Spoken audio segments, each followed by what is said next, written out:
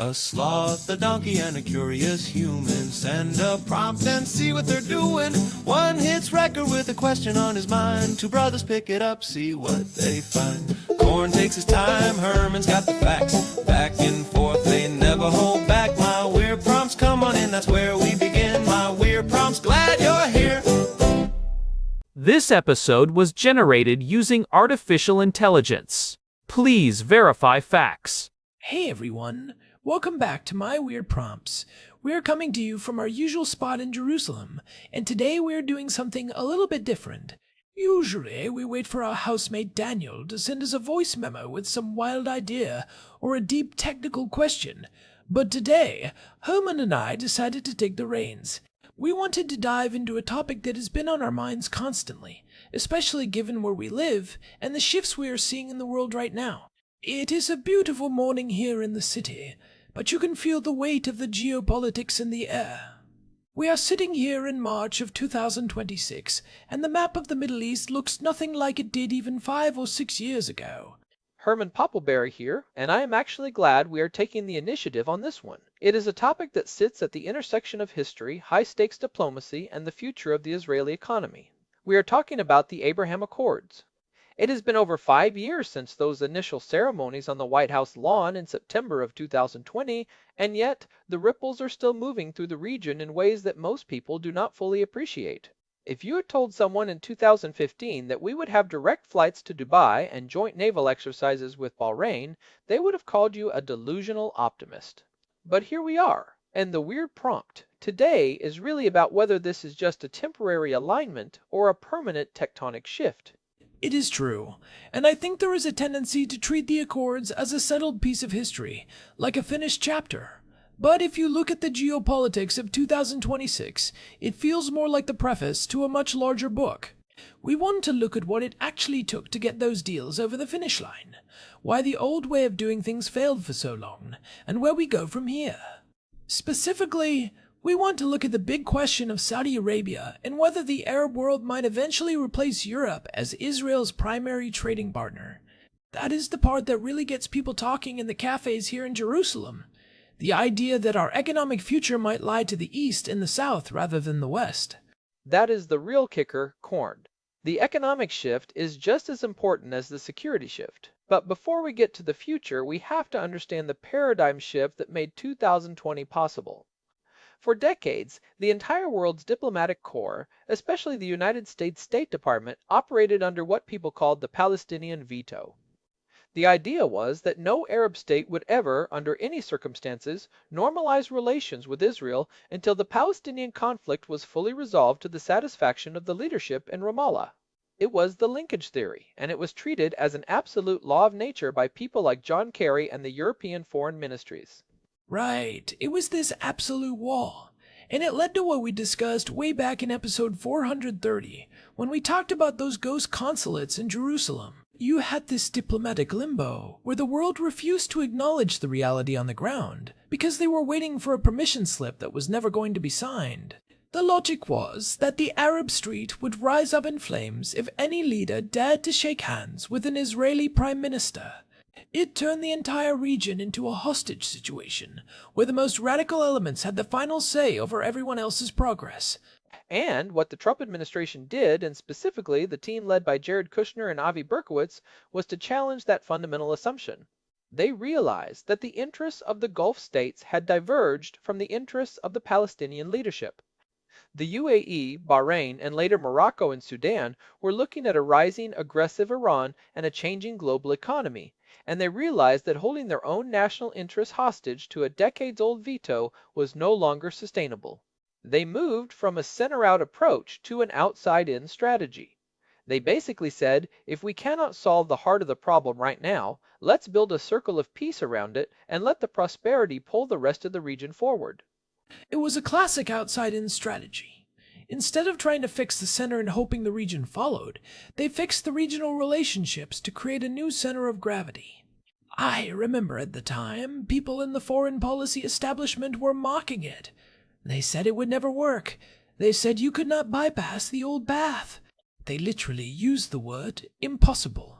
But then you see the images of the planes landing in Tel Aviv with the Emirati flags, and suddenly the world changed overnight. It was a psychological breakthrough as much as a diplomatic one.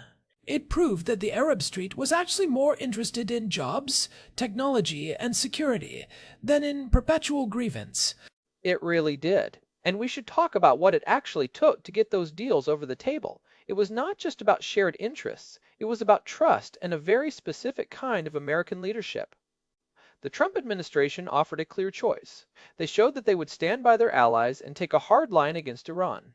When the United States moved its embassy to Jerusalem and implemented the maximum pressure campaign on Tehran, it sent a signal to the Gulf states. It told them that the United States was no longer trying to play both sides or manage a decline. It was an invitation to join a winning coalition. You have to remember the context of the JCPOA, the Iran nuclear deal, which many of these Arab states saw as a betrayal. They felt the United States was pivoting away from them, and the Abraham Accords were the pivot back.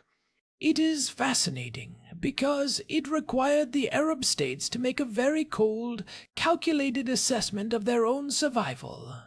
If you were the United Arab Emirates, you are a tiny, incredibly wealthy nation sitting right across the water from a regime that wants to export its revolution and destabilize every monarchy in the region.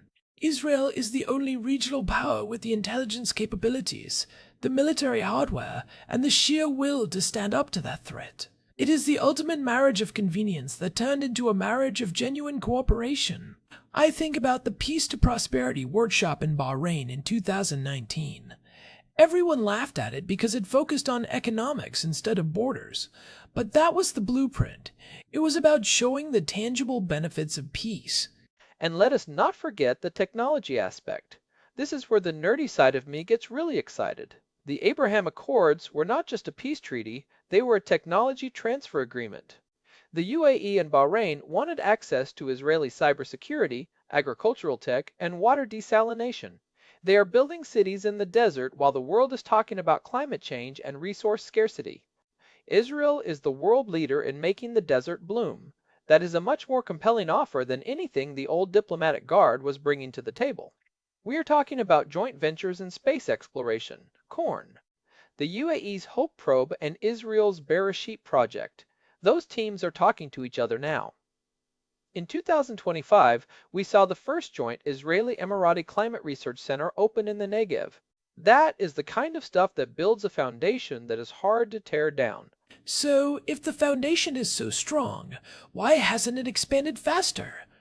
We have been hearing about Saudi Arabia being next for years. We are here in March of 2026, and while the cooperation is deeper than ever, we still do not have that formal ceremony in Riyadh. We have seen the near misses in the news, the rumors of secret flights, and the high-level meetings in Neom. What is holding them back? Is it just the old guard in the royal family, or is there something deeper? It is the big prize, corn. Saudi Arabia is the custodian of the two holy mosques. Their position in the Islamic world is vastly more complicated than that of the UAE or Morocco. For King Salman and Crown Prince Mohammed bin Salman, normalization with Israel is not just a policy shift, it is a theological and historical pivot point. They have to move more slowly because they are bringing the entire Sunni world along with them. If the Saudis move, the Palestinian veto isn't just bypassed, it is officially buried forever. They are also looking for a very specific prize from Washington. They want a formal defense treaty similar to what Japan or South Korea has, and they want help with the civilian nuclear program. Those are massive asks that create a lot of friction in the United States Congress. But we know they're cooperating, right? I mean, we covered this in episode 696 when we talked about the Secret Air Defense Alliance. When Iran launched those massive drone and missile attacks in 2024 and 2025, it was not just Israel and the United States defending the skies. There were reports of data sharing and even interceptions involving Arab partners. It is the Middle East Air Defense Alliance, or MEAD. It is basically a regional version of NATO, but focused on integrated radar and missile defense. Even without a piece of paper, the Saudis are part of that architecture because they have to be. Their oil facilities at Abqaiq are still in the crosshairs of Iranian proxies. That is the open secret of the Middle East. The security architecture is already there. The radar systems are linked. The intelligence is flowing. In many ways, the formal piece of paper is the last step, not the first. But the obstacles are real. You have the domestic pressure within the Arab world, which is still very sensitive to the Palestinian issue, especially when there is active conflict. We saw how the escalations in late 2023 and throughout 2024 put a temporary freeze on the public-facing side of the Accords. The leaders in Riyadh and Abu Dhabi have to manage their public opinion. They cannot look like they are abandoning the Palestinians, even if they are frustrated with the Palestinian leadership. It is also about what the Saudis want from the United States in exchange. They have been asking for a formal defense treaty and help with the civilian nuclear program. Those are big asks that require a lot of political capital in Washington. But I think the logic of the Iranian threat is eventually going to override those hurdles. Every time Iran or its proxies like the Houthis or Hezbollah take a shot, they are effectively driving Israel and the Saudis closer together. It is a classic case of your enemy's enemy being your indispensable partner. And let's be honest, the Houthis' disruption of the Red Sea shipping lanes in 2024 was a massive wake-up call. It showed that the entire global economy can be held hostage by a group of rebels with Iranian drones. That pushed the land bridge project from a dream to a necessity. And this leads us to that second-order effect you mentioned earlier. If we get to a point where Saudi Arabia formally joins the Accords, we are looking at a regional bloc that controls the most important transit points for global energy and trade. This brings us to the question, could the Arab and Gulf states become a more important trading partner for Israel than Europe? This is the strategic pivot we modeled in episode 861. Historically, Europe has been our biggest market, but the relationship is getting, well, it is getting weird, Korn. That is such a provocative thought because, historically, Europe has been Israel's biggest market. But the relationship with Europe is becoming increasingly fraught. We see it every day. The labeling of products, the threats of sanctions, the constant diplomatic friction in the United Nations. It feels like Europe is moving toward a more hostile stance, driven by their own domestic demographics and a very different worldview. There is a sense here that Europe wants to lecture us, while the Gulf wants to build with us. That is a massive psychological difference for an Israeli business owner or a tech founder. You are hitting on something very deep there, Korn. If you look at the numbers, the growth potential in the East and the Gulf is staggering. Europe is a stagnant economy in many ways. It is aging, it is heavily regulated, and it is politically volatile in a way that is increasingly unfriendly to Israel. Meanwhile, the Gulf states are sitting on trillions of dollars in sovereign wealth funds, and they are desperate to diversify their economies away from oil. They have Vision 2030 in Saudi Arabia, and they have similar blueprints in Qatar and the UAE. They need what Israel has, innovation, rapid R&D, and a startup nation mentality. By the end of 2025, trade between Israel and the UAE alone topped $5 billion. That is a drop in the bucket compared to the EU, but the growth rate is exponential. And they do not lecture. That is the huge cultural difference, isn't it? When an Israeli tech company goes to Dubai or Riyadh, the conversation is about return on investment, technical specifications, and delivery timelines.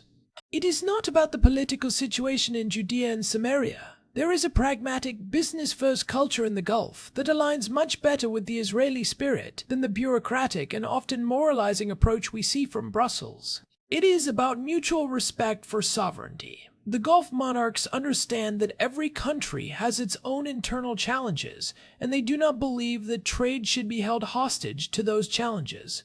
It is a massive shift. Think about the logistics. We are already seeing the development of the land bridge, the idea of moving goods by truck and rail from the port of Haifa through Jordan and Saudi Arabia to the Emirates. This bypasses the Red Sea and the Suez Canal, which we have seen can be easily disrupted by regional conflict or even a stuck container ship. If Israel becomes the Mediterranean gateway for the Gulf, the economic gravity of this country shifts entirely. We are talking about the India-Middle East-Europe Economic Corridor, or IMEC. That was announced back in 2023, and in 2026 we are seeing the actual tracks being laid. It turns Israel from an island into a bridge. It changes the whole map.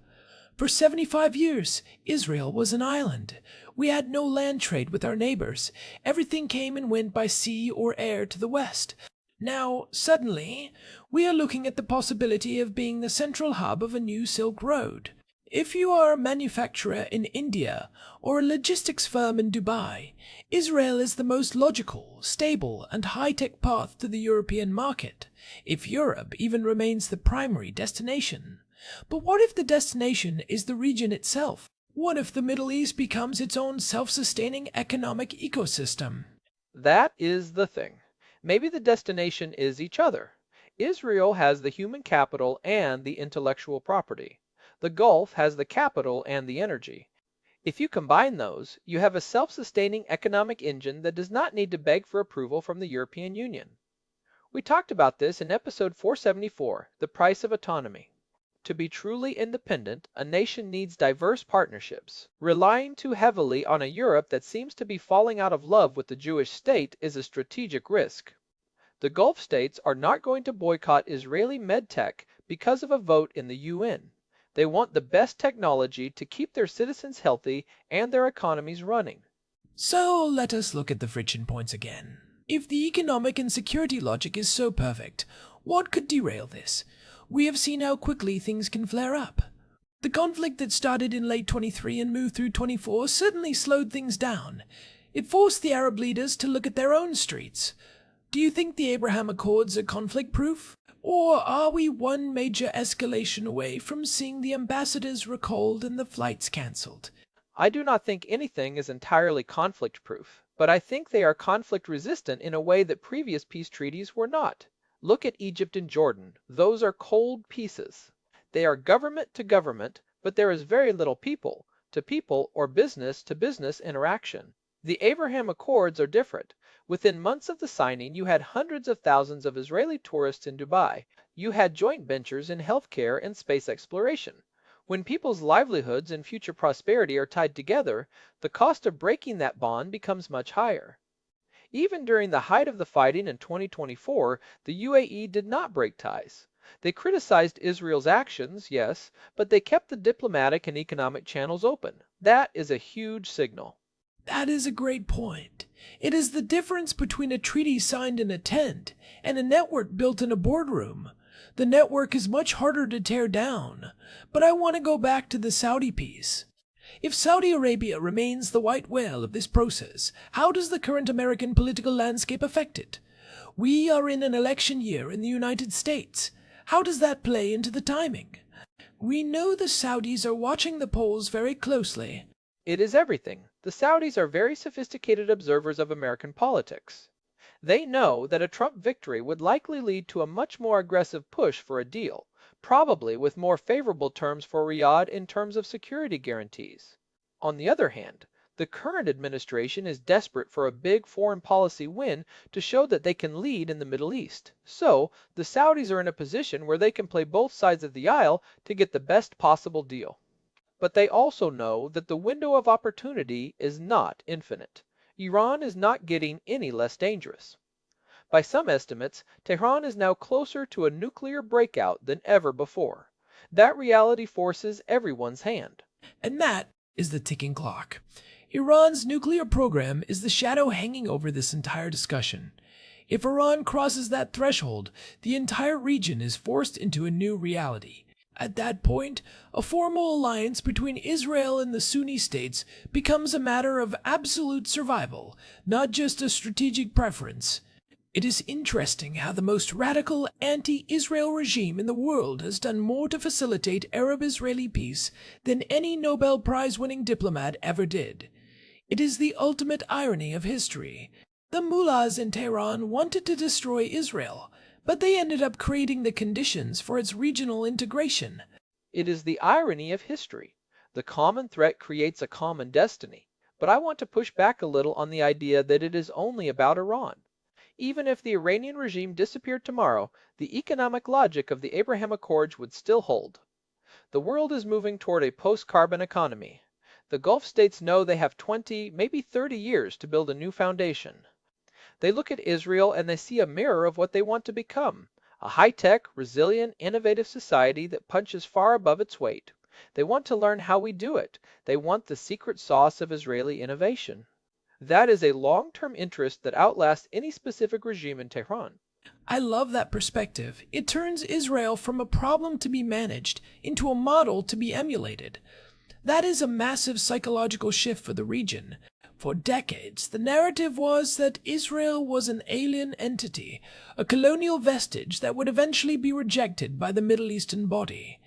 Now, the leaders of the most influential Arab nations are saying, actually, we want to learn from them. We want to trade with them.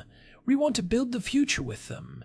It is the normalization of the heart, not just the normalization of the paperwork. I think about the Abrahamic family house in Abu Dhabi, a mosque, a church, and a synagogue all in one complex. That is a powerful symbol of a new Middle East. It is the end of the 1967 Khartoum Resolution. Remember the three no's? No peace with Israel, no recognition of Israel, no negotiations with Israel. That was the consensus for half a century. The Abraham Accords turned those three no's into three yeses. And once you break that seal, you cannot really put the genie back in the bottle. Even when things get tense, the underlying reality has changed. The younger generation in the Gulf, the people under 30 who make up the majority of the population, they do not remember 1967. They do not even remember 1973. They want to be part of the global economy, and they see Israel as a partner in that, not an obstacle. So, let's talk about the European side of this again. If Israel does pivot toward the Gulf and Asia, what does that actually look like for the average Israeli? Does it mean we stop caring about what happens in London or Paris or Berlin? Does it mean the Eurovision Song Contest becomes less important than a tech conference in Riyadh? Not entirely. Europe will always be a major trade partner because of geographic proximity and historical ties, but it means we stop being dependent on them. It means when a European government threatens to boycott products from the Golan Heights, we can say, okay, we will just sell more to India or the Philippines or the UAE. It gives Israel diplomatic leverage that it has never had in its entire history. For the first time, we are not a client state looking for a protector. We are a regional power with a diversified portfolio of allies. It changes the power dynamic in every negotiation. We are no longer the lonely nation that the poets used to write about. It is a more mature version of Zionism, in a way. It is the realization of the dream of being a nation among nations, but on our own terms. We are not asking for permission to exist anymore. We are providing value that makes our existence indispensable to our neighbors. It is the shift from please like us to you need us. And honestly, that is a much healthier place for a country to be. It is about being an asset, not a liability. That is the key word, value. The old diplomacy was about concessions. What can Israel give up to get a temporary reprieve from hostility?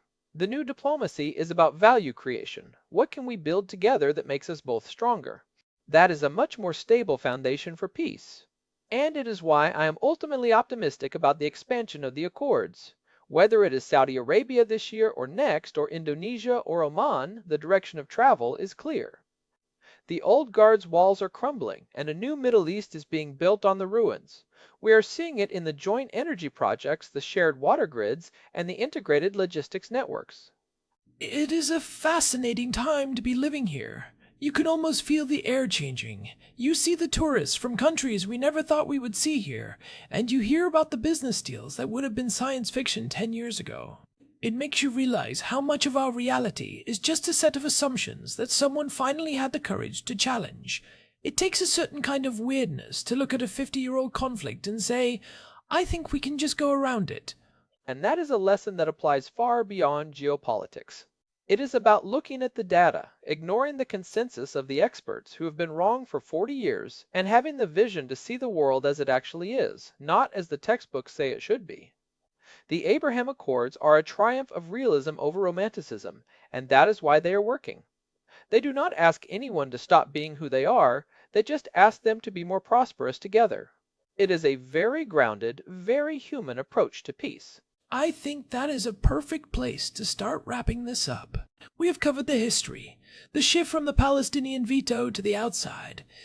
In strategy, the looming presence of Iran as a catalyst, and the massive economic potential of a Gulf-Israel trading bloc.